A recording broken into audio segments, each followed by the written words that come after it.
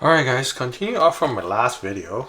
The whole reason I set up my last video is to try to achieve, absolute quietness from the CPU. So in event if I have to test a GPU fan, I don't have to take in account of, the CPU fan being loud or anything like that. So I did splurge getting this, the passive cooler from Noctua, the NH-P1, and this is one of the items I really want to buy when I was building a PC, but I really have no reason of getting one of these, and I just think for majority of people building a PC out there, it's just kind of a waste of money unless you have a very special niche of achieving the absolute quietness of their PC. And I'm already kind of worried about its performance, to be honest, because I looked up on the Noctua's website, and from their chart, from looking at this product spec sheet, it does tell you what CPU or what processor it can run on, what sort of are able to boost, right? Any sort of that sort of information. And I'm very worried if this is able to cool this particular CPU, which is a 9800X3D chip. But I do have one thing on my side, is that I can put a curve optimized -45 onto my CPU. So from my last test, this is why I haven't even closed this. I was able to pull around where is the wattage here? CPU power. At the very peak, I was able to pull about 118 watts of power, but in average it's able to do about 51. But honestly, it's been idle for a while, so it's more like 60-ish in like this Cinebench run. So I'm just curious to see if this thing is able to cool the 9800X3D efficiently. So without any delay, I'm actually gonna start unboxing this. I think I'll just speed up the footage for you guys for this unboxing, and I'm gonna install it onto my testbed here, and then we're gonna go from there.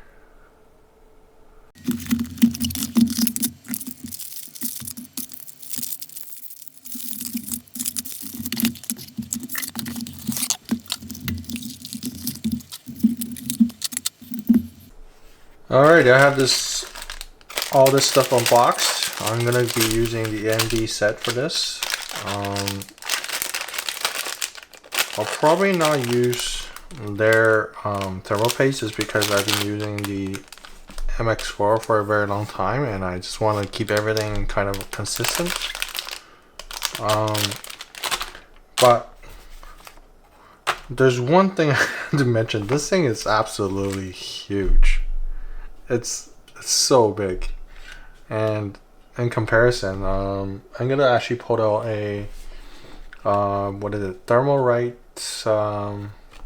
Peerless Assassin 120. So yeah,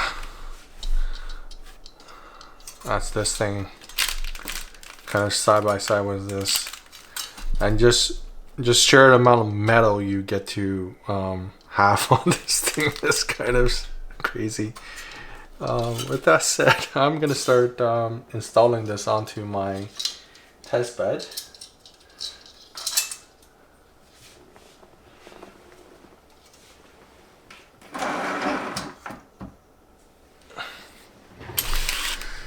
And we'll just keep an eye on the results, I suppose.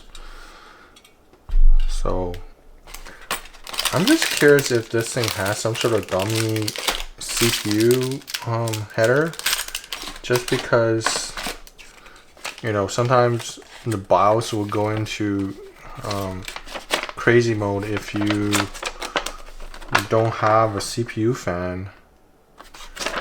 I really don't see it in the manual anywhere, which is fine.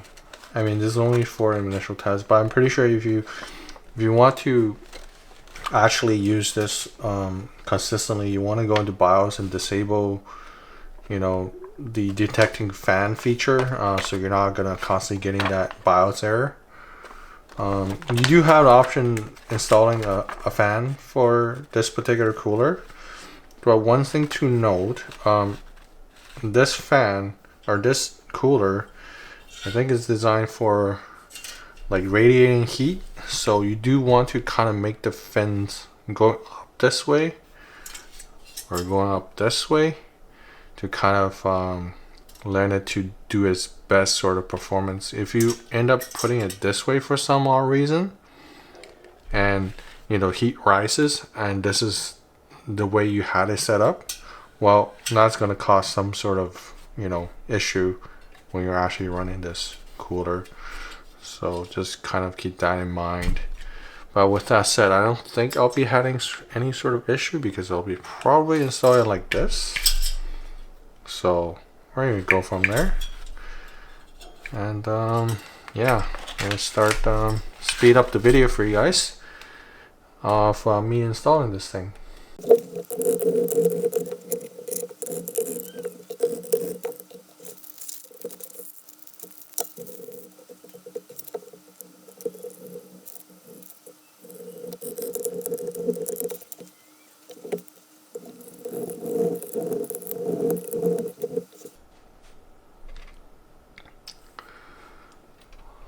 Alrighty guys, I have finished installing this cooler, unplugged all the fan, and I'm gonna give it a boot, see what happens.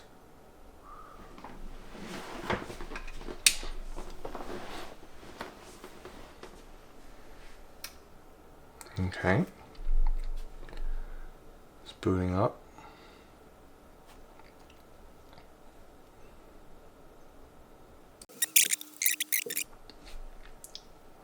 Alright, so to my surprise, this thing is out on about 44 degrees,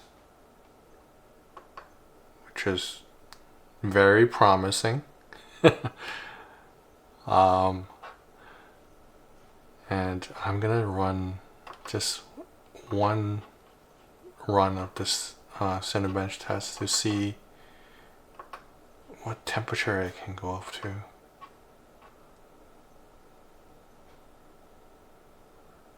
And what's the wattage it can handle. So it's doing about 100 watts right now. And it's able to keep up at 66 degrees. I am shocked.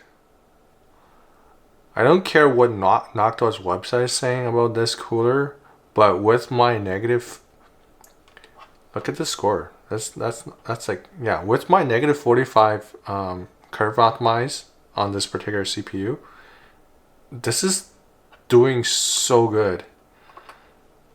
I'm really shocked right now. So I'm gonna do a 10 minutes throttle test. I'm just gonna keep it running for you guys. And obviously I'm gonna speed up the footage. But yeah, this is so promising. This could be the best no, $100 I have spent for a very long time, I suppose. If this test stack up for this test. Wow. I'm astonished. I'm impressed right now.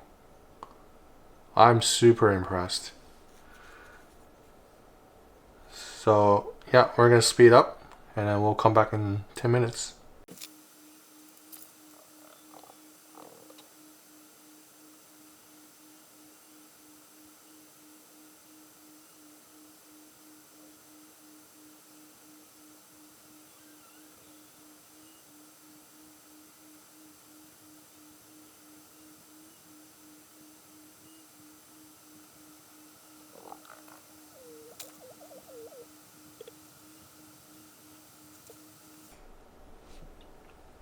Alright, so it's been 10 minutes and it's definitely throttling a little bit. But still a little bit impressed. Just because even as it throttles, it's not throttle about, you know, the way that I expected. It's still keeping up with the what I call it, the clock speed, and the wattage is still, you know, keeping up quite high. As you can tell, as soon as the load, you know, goes off, the cooler is able to keep up, you know, cooling quite nicely after the load, when all the load stops. So, do I recommend this particular cooler?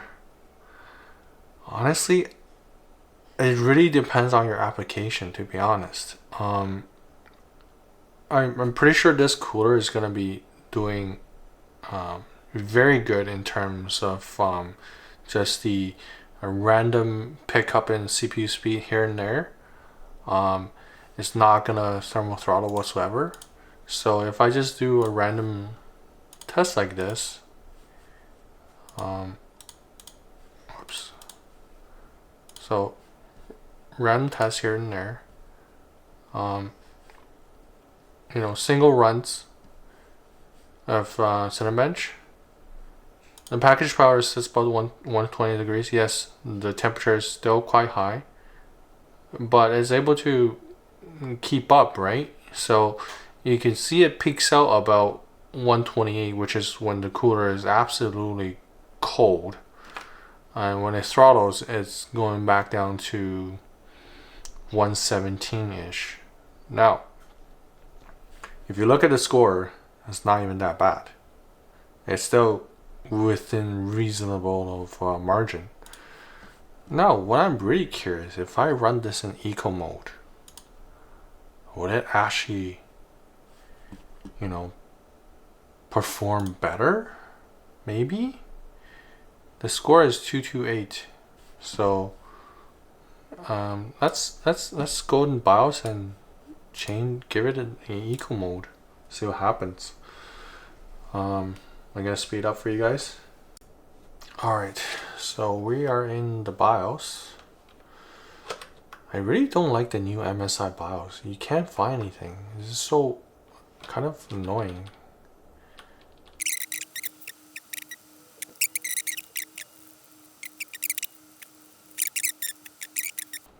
Okay, let's do 85 then. See how it happens. Never tried the settings before. Maybe it's an MSI thing. I don't have an Asus or gigabyte version of A70 boards.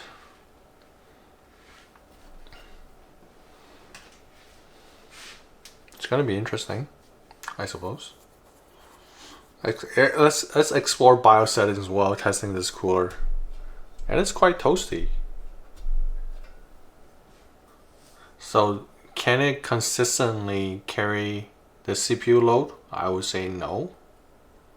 But can it, you know, occasionally pick up a CPU's power spike here and there? Definitely yes. It has quite a bit of thermal capacity in it. And obviously I could see you could add just a bit of fan speed to speed up the convection. And yeah. Let's see. So right now, when we just installed the cooler, the idle is about 44 degrees. Right now, because this cooler is already hot, the idle temp is just shoots right up, right? So it's kind of expected.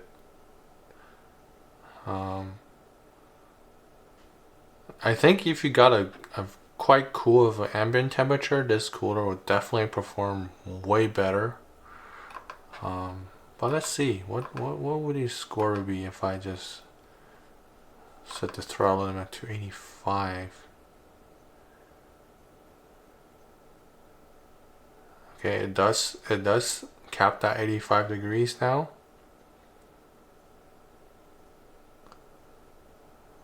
What would be the score? How much wattage can I pull?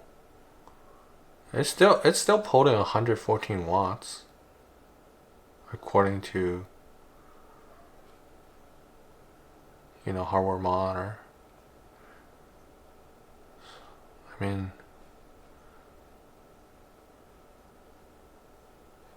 what would be the score? 903. Okay. Is it acceptable? Sure.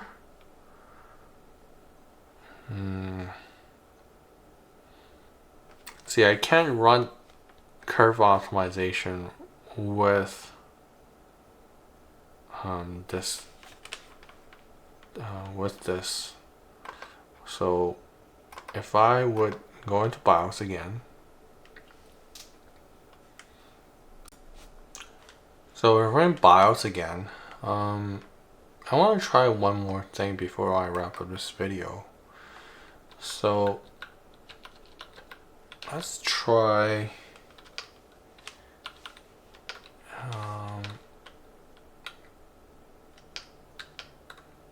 so where's thermal limit 85? Sure. I'm gonna go advanced.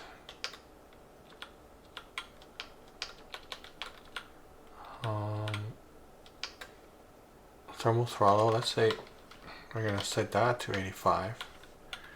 We're gonna set the curve optimization to all course -45. So that's my limit on this particular CPU. And to be honest, I'll do 90 instead of 95. Like, it does throttle at 95, so let's do 90. And there's nothing here. On one of my videos, somebody do recommend me to go into the curve sharper to kind of mess around with it. But to be honest, kind of want to keep it nice and simple, quick for a lot of people. And I think this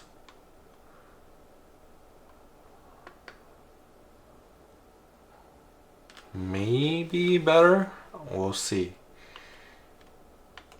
Because we definitely don't want to keep running this particular CPU at its thermal limits of 95. But I think if I lower it down to 90 and still run the curve optimizer, would it be okay, I suppose. Let's give it a try. Alright, we're in Cinebench. We are gonna look at the temperature again. So I think we do still need to have a little bit of fan speed on this thing. But the temperature, it is definitely dropping, just, you know, by being idle, I suppose. And let's run this test to see.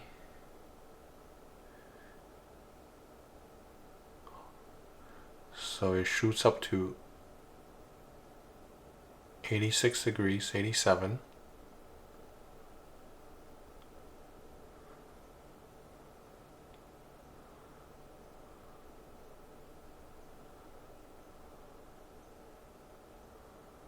And it's shooting up to 90.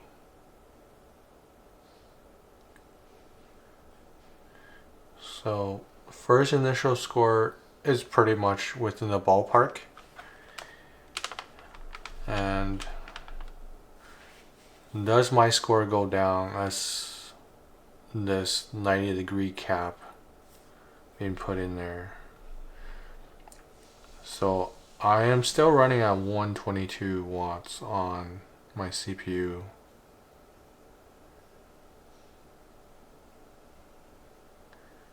Does the thermal limit allows the CPU to kind of does not like how I say, won't peak out as much? so it'll pull back quicker, but it will allow average clock speed to go higher. Does it run like that?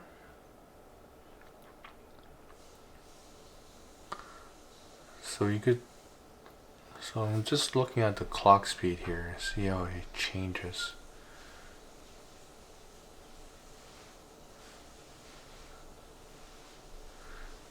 It does pull back a little bit as soon as it peaks the temperature to 90. And yeah, now it definitely drops a little bit now. How much can it keep up? 23. So it dropped about 200 points already. But does this 90-degree cap actually benefit? I might have to roll back one of my footage to see what the score would be.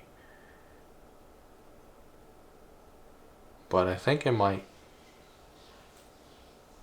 I think it was 23. Okay. It didn't benefit. So allowing it to absolutely hit its thermal limits is actually giving you a best score for this. But man, I still think this is quite impressive of a cooler, to be honest. Because I haven't put any fans or anything like that. But anyways, okay. I am quickly gonna grab a fan and put it on top of this thing and see what happens.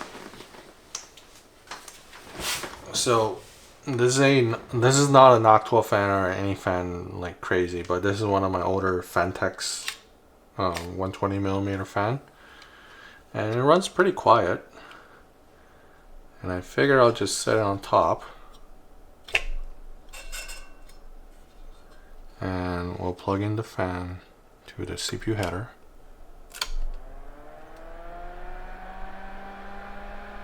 It runs quite loud, let's just say that. Can it drop the temperature?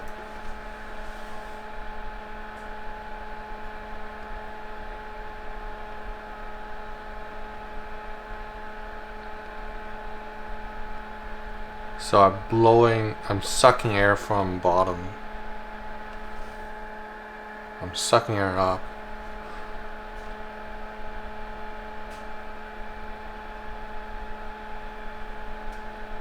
So okay, I don't see immediate change. What about when I change it, pushing it downwards?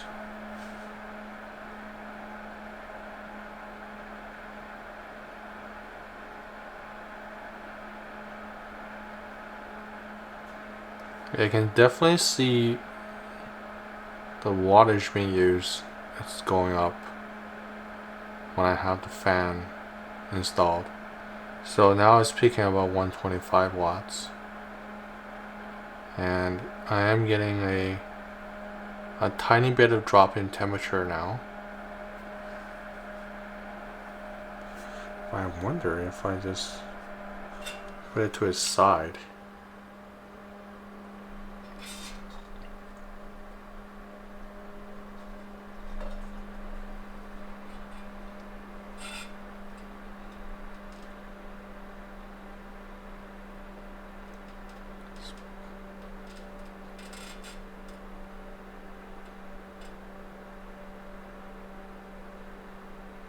Yeah.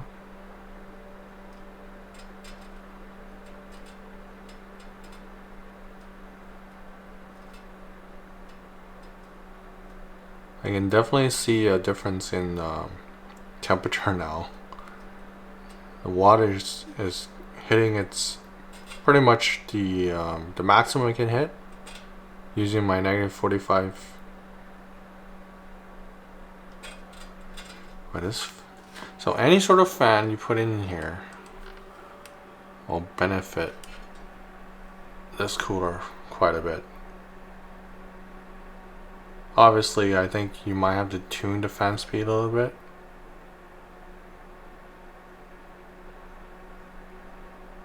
for now, I'm just gonna hold it. I wonder if it can drop back down to like 70 degrees while me doing this.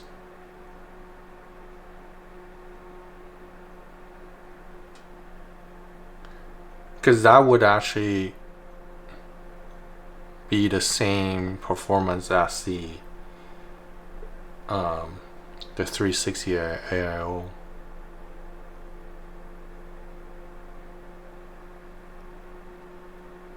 No, I don't think so. It's sticking about 80 degrees with the fan. So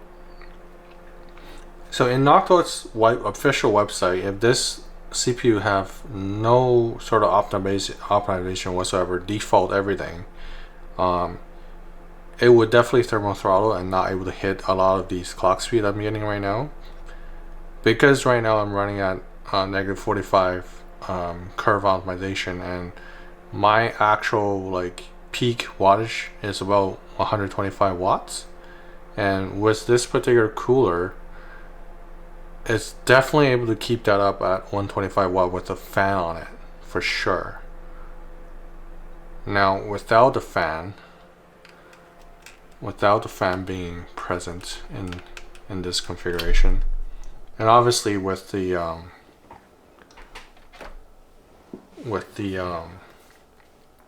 you know, the thermal limit is up to its absolutely highest point, I think you can get, you know, okay results. Especially using this for like just for, you know, acoustic reasons. You know, you might be a music production or anything like that. You're occasionally use the CPU to 100%. I think this would be the definitely go-to, and especially optimize the 9800X 3D. It's with this fan profile, not fan profile, but like the curve optimization profile. You could definitely use this cooler for everyday use. Well, I think I'm not gonna finish this test. I'm just gonna wrap up the video, but I still think this is probably a good investment for somebody needed for acoustic purposes, but for everyday use, I think the 360 would be something I would go for. It will make my life easier. But for now, I think, you know, $100 well spent, I suppose, for this video. Maybe I'll use it for one of my builds in the future.